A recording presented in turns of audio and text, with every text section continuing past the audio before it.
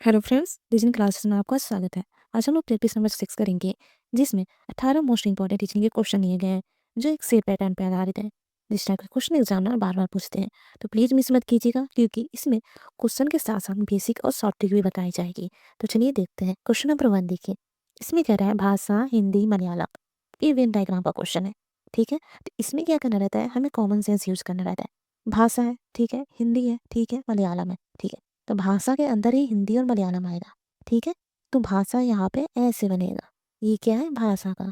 फिर भाषा के अंदर हिंदी और मलयालम है, लेकिन ये एक बात ध्यान रखिएगा कि हिंदी और मलयालम में कोई भी कॉमन नहीं है। हिंदी अलग है, मलयालम अलग है। यानी हिंदी ये हो गया, मलयालम ये हो गया। या भी कह सकते हैं ये मलयालम हो गया या हिंदी हो गया, ठीक है? तो इस तरह का वेन डायग्राम बनेगा इसमें, ठीक है? तो कौन सा वेन डायग्राम बनना है? डी। ऑप्शन डी हमारा राइट आंसर हो जाएगा। अगर हम अलग-अलग बात करें ना, जैसे बोलते हैं कि चाइनीज़, तुर्की, अरबी, चाइनीज़, तुर्की, अरबी, चाइनीज़, तुर्की, अरबी, तो ये हो जाएगा क्योंकि ये भाषा अलग है और अलग देश का है, ठीक है? ओके, चाइनीज़, तुर्की, अरबी ऐसे बोलते हैं, तो ये हो जाएगा, ठीक है? सेम टू सेम अगर हम इसमें देखें, तो अगर ये कहते चाइना है, ठीक है? ये कहते चाइना है और ये कहते भारत है। अब भारत के अंदर हम कहते हैं यूपी कह दें, ठीक है? ठीक है, तो ये वेन डायग्राम बनेगा क्योंकि चाइना अलग देश है, भारत अलग देश है, लेकिन यूपी जो होता है भारत के अंदर आएगा, ठीक है? अब इसमें ये कर दें इस वाले वेन डायग्राम अगर कहते इंडिया कह दें, ठीक है? इंडिया कह दें, फिर यहाँ पे ये कह दें कि ये क्या है? यूपी है, ठीक है? और ये क्या है? ये कानपुर कह दें, तो ये वाला वेन डायग्राम बनेगा। मतलब इंडिया के अंदर यूपी आता है, यूपी के अंदर कानपुर आता है, ठीक है? समझ में आया इस वेन डायग्राम का मतलब? क्वेश्चन नंबर 2 देखिए, ये क्या है? ये सीरीज़ का क्वेश्चन है। वेन डायग्राम का क्वेश्चन हो गया, ये सेकंड है, सीरीज़ का क्वेश्चन है। तो यहाँ पे देखिए 101, 123, 147, 173 और ये मिसिंग नंबर है।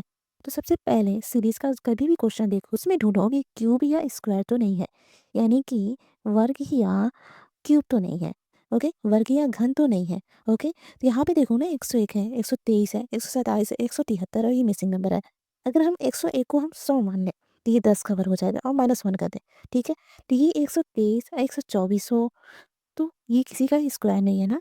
124 भी बोलते हैं, तो ये किसी का स्क्वायर नहीं है, 122 भी बोलते हैं, ये किसी का स्क्वायर नहीं है, तो यहाँ पे नहीं बन रहा है, ओके? तो अब हम क्या करेंगे आरोही या आरोही लगाएँगे, तो ये छोटे से बड़े जा रहा है, यानी कि मतलब आरोही है, आरोही प्लस या गुणा लगता है, प्लस तब लगता है जब 2 अंकों के बीच गैप ना बहुत कम हो, हम आराम से निकाल लें और ज़्यादा हो ना तो हम गुणा कर देते हैं, ठीक है? तो यहाँ पे देखिए 101, 123, 101 से 123 जाना है, तो हम प्लस 22 कर दें। 101 में प्लस 22 कर दें 130 आ जाएगा, ठीक है। 123 से 147 आना है, तो हम प्लस 24 कर दें।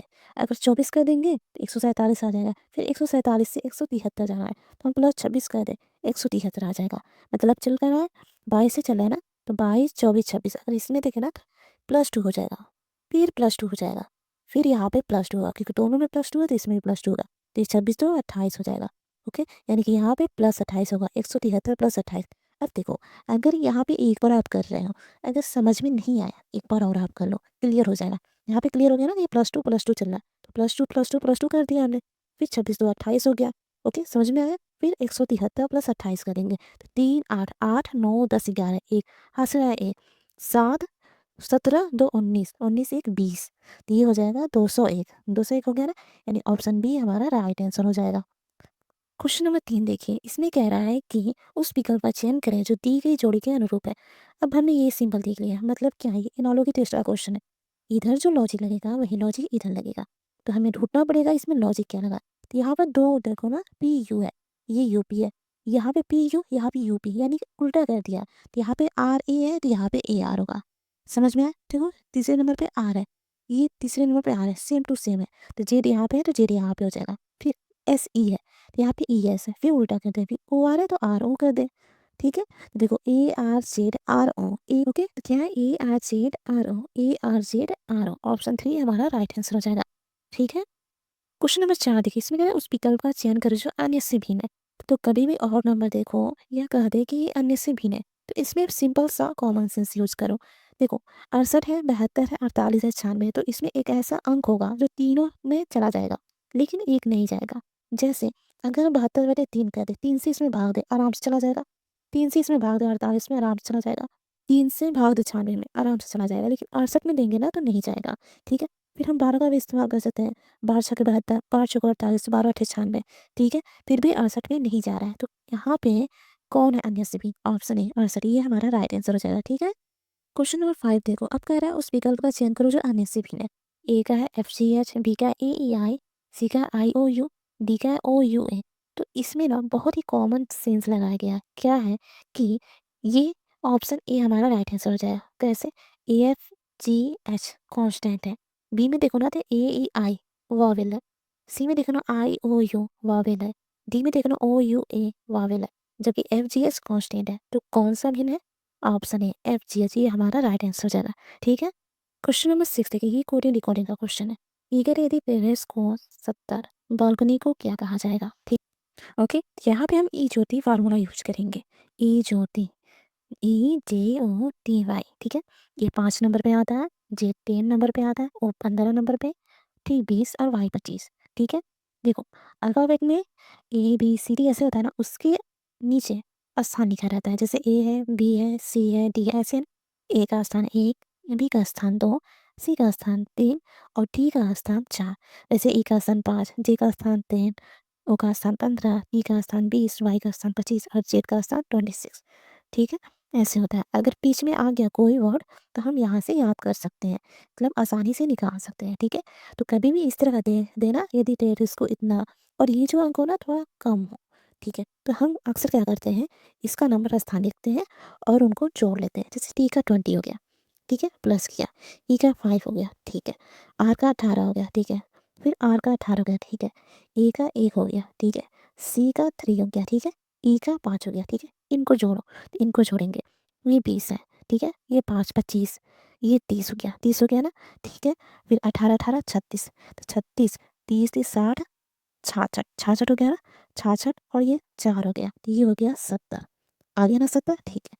अब इसमें हम वैल्यू रख देते हैं।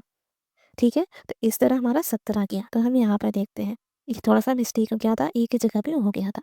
तो बी का 2 हो गया, ए का 1 हो गया, एल का क्या होगा 12 होगा। ठीक है। ओके। सी का 3 हो गया, फिर ओ का 15 हो गया, एन का 14 हो गया और वाई का 25 हो गया। ठीक है। ओके, इसमें मिला लेना। तो देखो 12 3 15 15 30। ओके, तो ये हो गया 30, फिर ये 14 एक करेंगे तो 15 हो जाएगा, फिर 25 हो जाएगा, तो ये हो जाएगा 70, फिर तो 72, यानी कि इसका आ गया 72, बालकनी का 72 आ गया, यानी कि ऑप्शन सी हमारा राइट आंसर हो जाएगा। ठीक है। क्वेश्चन नंबर 7 देखिए, इसमें कह रहा है उस विकल्प का चयन करें जो XY दर्पण पर रखे जाने पर दिए गए सब छवि से सर्वाधिक मेल खाता है। तो जब ये मिरर है, मिरर मतलब जो दिखता है वही आगे होता है। जैसे ए दिख रहा है तो ए हो गया, आई है तो ऐसे हो जाएगा, एन है तो एन यहाँ पे है ना, इसका ये वाला भाग पहले दिख रहा है तो ये ऐसे हो जाएगा, फिर ये दिख रहा है तो क्या हो जाएगा, ऐसे हो जाएगा, फिर ये दिख रहा है फिर ऐसे हो जाएगा। तो कहाँ दिख रहा है, इसमें ऑप्शन सेकेंड में, ये हमारा राइट आंसर हो जाएगा। ठीक है। ये आसान होता है मिरर वाला। क्वेश्चन नंबर 8 देखिए, इसमें कह रहा है कि यदि भाग का अर्थ प्लस है, प्लस का अर्थ माइनस, माइनस का अर्थ गुणा, गुणा का अर्थ भाग, तो इसका निकालिए। तो सबसे पहले जो चिन्ह दिया है ना उसको बदल देते हैं और अंक जो है ना आसपास रख देते हैं। जैसे 49 है, इसमें दिया है गुणा, गुणा का अर्थ क्या था, गुणा का अर्थ भाग था तो भाग कर देते हैं 7। फिर माइनस, माइनस का अर्थ गुणा 3, फिर भाग का अर्थ प्लस, प्लस 9, प्लस का अर्थ माइनस। ओके, अब हम बोटमास का रूल लगाते हैं। बोटमास का रूल ये होता है, पहले भाग फिर गुणा फिर प्लस माइनस इधर उधर हो सकता है। ठीक है। तो इसमें देखो भाग दे, तो ये हो जाएगा 7। ठीक है। फिर गुणे 3 प्लस 9 माइनस 4, 7 3 के 21 प्लस 9 माइनस 4, तो 21 9 30, 30 माइनस 4 26। ठीक है। ऑप्शन सी हमारा राइट आंसर हो जाएगा। अब आपको इतना करने की जरूरत नहीं है, आप एक लाइन में भी कर सकते हैं। जैसे आपने देखा कि बोटमास रूल में पहले भाग होता है गुणा फिर प्लस माइनस। ठीक है। तो यहाँ पे हमने देखा 7 आ गया, फिर ये गुणा 3 है, 7 3 के 21 हो गया, तो 21 9 30, 30 माइनस 4 26 आ गया ना। तो आप मुझवानी भी कर सकते हैं, लेकिन ध्यान रखें बोटमास का रूल ये है और आपको लगाना ही है। ठीक है, नहीं तो गड़बड़ हो जाएगी। क्वेश्चन नंबर 9 देखिए, इसमें कह रहा है ABGHMNHD और ये मिसिंग नंबर है। ये देखो ए है आ गया ना, लगातार बी भी आ गया, जी आ गया ना, लगातार एच भी आ गया, एम आ गया ना, लगातार एन भी आ गया, कंटिन्यूसली। बस पहला नंबर हमें देख लेना है, आराम से हो जाएगा। तो देखो ए का जो होता है, ई ज्योति के माध्यम से सी का 1 होता है, जी का 7 होता है, ठीक है, हो गया +6। फिर इसका देख लेते हैं, इसका हो गया 13, तो ये 7 + 6 करेंगे तो 13 हो जाएगा। फिर यहाँ पे एस का 19 होता है, 13 + 6 करेंगे 19 हो जाएगा। तो इसका जो होता है 19 होता है। ठीक है। तो 13 + 6 करेंगे 19 हो जाएगा। +6 +6 +6 तो यहाँ पर भी +6 होगा। तो 19 6 25 होता है और 25 किसका होता है? y का। अब जब y आ गया ना तो हम z आराम से कर सकते हैं क्योंकि कंटीन्यूअसली चल रहा है तो y z ऑप्शन ए हमारा राइट आंसर हो जाएगा। देखा इसका जो याद करने का फ़ायदा है ना बहुत मिलता है हमें। इसमें टाइम नहीं लगता और हम आराम से कर लेते हैं। क्वेश्चन नंबर 10 देखिए इसमें कह रहा है 144 12 फिर ये एनालॉगी टेस्ट का सिंबल है 576 फिर ये मिसिंग नंबर। तो यहाँ पे देखो इधर जो लॉजिक लगेगा वही लॉजिक इधर भी लगेगा। सिंपल सी बात है। तो 12 का जो वर्ग होता है 144 होता है और वो इधर दिया हुआ है। तो वैसे ये भी किसी का वर्ग है। देखिए 24 का वर्ग होता है। 24 का वर्ग होगा तो 576 हो जाएगा। तो यहाँ पे मिसिंग नंबर होगा 24। ठीक है यदि ऑप्शन डी हमारा राइट आंसर हो जाएगा। क्वेश्चन नंबर 11 देखिए इसमें कह यदि पॉलिटिकल को कुट भाषा में इतना लिखा जाता है तो सोशल को कुट भाषा में कैसे लिखेंगे। तो देख लेते हैं इसमें लॉजिक क्या लगा है। तो पी फिर ये क्यू पी क्यू लगातार चल रहा है यानी कि एस है तो टी होगा। ठीक है सीधे उसके नीचे लिखना है। ओके फिर ओ एन तो ये ओ एन एन ओ होता है लेकिन ये उल्टा कर दिया है तो हमें भी उल्टा करना पड़ेगा। ओ है ना तो ये एन हो गया। तो यहाँ पर भी हम क्या कर ले एन कर दें। ठीक है यहाँ पर देखिए टी एन आ गया तो देखो टी एन इसमें दिया है टी एन इसमें दिया है। ओके तो ये हमारा राइट आंसर हो जाएगा। फिर आगे भी देख लेते हैं जैसे एल है फिर एम है एल एम होता है तो सी का डी हो जाएगा। ठीक है फिर आई का एच हो गया उल्टा कर दिया है तो ये आई का तो आई से पहले कौन आएगा एच आ जाएगा। ठीक है फिर टी का यू कर दिया है एच टी यू फिर एक आगे कर दिया ए का भी हो जाएगा। फिर आई का क्या कर दिया आई का एच कर दिया फिर उल्टा कर दिया है तो एल एम एन होता है जे के एल एम एन तो यहाँ पे के हो जाएगा। ठीक है एक बार प्लस कर रहा है फिर एक बार माइनस कर रहा है।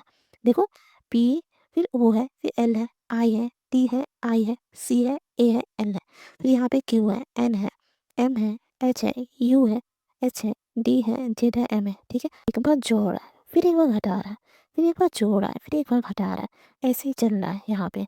ओके ऐसे ही चल रहा है पूरा। ठीक है तो इसमें भी वही हमने काम किया क्या है T N D H A B K T N D H B K option 4 हमारा राइट आंसर हो जाएगा। तो आपको एग्जाम हॉल में पूरा नहीं करना है। ठीक है 2 3 देख लेना ऑप्शन में मैच कराकर आगे बढ़ जाना। ठीक है क्वेश्चन नंबर 12 देखिए इसमें कह रहा है उस विकल्प का चयन करें जो अन्य सभी है। अब इसका आंसर आप कमेंट बॉक्स में दीजिएगा ये आसान है। क्वेश्चन नंबर 13 देखिए इसमें कह रहा है 5 आदमी हैं पी क्यू आर एस और टी एक अखबार पढ़ रहे हैं। ठीक है जो ये सबसे पहले पढ़ते हैं वो टी को देते हैं जो अंतिम में पढ़ता है वो आर से लेता है। क्यों ना तो प्रथम व्यक्ति और ना ही अंतिम। अब इसको ही हम उठाएंगे 5 है। ठीक है 1 2 3 4 5। ठीक है अब ये रहा क्यों ना तो प्रथम है ना अंतिम ना इधर आएगा ना इधर आएगा तो हो सकता है यहाँ पे आ जाए। तो इसमें 3 संभावना और बढ़ रही है। तो इसमें 3 संभावना और बन रही है जैसे 5 है तो यहाँ पर भी कर सकते हैं तो पी यहाँ पे भी आ सकता है 1 2 3 4 5 फिर पी यहाँ पे भी आ सकता है। ठीक है ये तीनों बीच में ही आएंगे। ओके ओके अब यहाँ पे देखो पी और आर के बीच 2 व्यक्ति हैं। पी और आर के बीच जो है ना 2 व्यक्ति हैं। देखिए यहाँ पे क्यू था ये क्यू है। ओके क्यू है पी और आर के बीच 2 व्यक्ति हैं। ओके तो पी आर यहाँ पर हो सकता है ना यहाँ पे हो सकता है। ठीक है 2 व्यक्ति हो गए। ठीक है ओके फिर पी यहाँ पे भी हो सकता है पी आर 2 व्यक्ति हो गए। ठीक है पी यहाँ पे हो सकता है यहाँ पे नहीं होगा क्योंकि यहाँ पे नहीं है 2 व्यक्ति होना चाहिए ना तो यहाँ पे नहीं हो। तो पी यहाँ पे भी हो सकता है ना यहाँ पे भी हो सकता है।